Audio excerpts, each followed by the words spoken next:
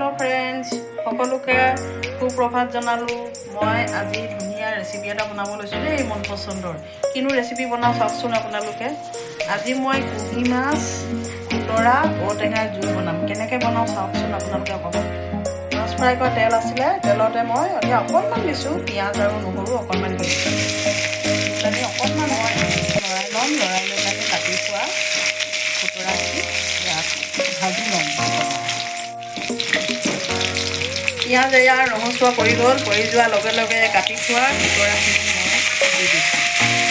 এতিয়া ধুনীয়াকৈ অকণমান নিমখ হালধি অনুযায়ী প্ৰয়োজন অনুযায়ী দি যাম। এয়া নিমখ এচামুচ দিছোঁ মই। অৱশ্যে আপোনালোকে প্ৰয়োজন অনুযায়ী সোৱাদ অনুযায়ীহে দিব। এতিয়া হালধি দিছোঁ। হালধি দি অকণমান কমাই জুইটো কমাই অকণমান আধা সিজা নিচিনা হোৱালৈকে লৰাই থাকিব। ময়ো অকণমান এনেকৈ লৰাই থাকোঁ, অকণমান আধা সিজা জুইটো অলপ কমাই দিলোঁ।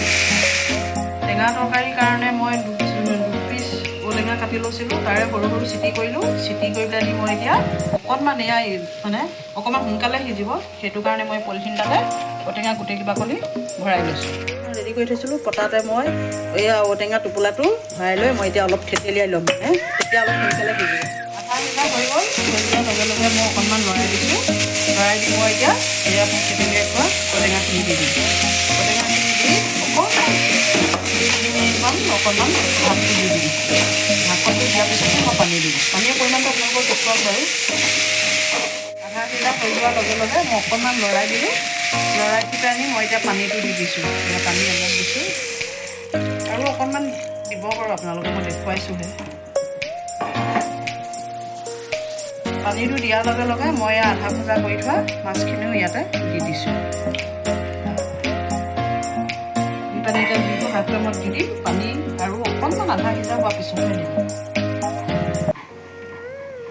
আধা সিজা হৈ গ'ল, হৈ যোৱাৰ লগে লগে মই ইয়াত পানী আৰু অলপমান দি দিছোঁ। দি পেলানি মই এতিয়া আকৌ ধুনীয়াকৈ উতলিবলৈ দিম। এয়া ঢাকনটো লগাই দিছোঁ।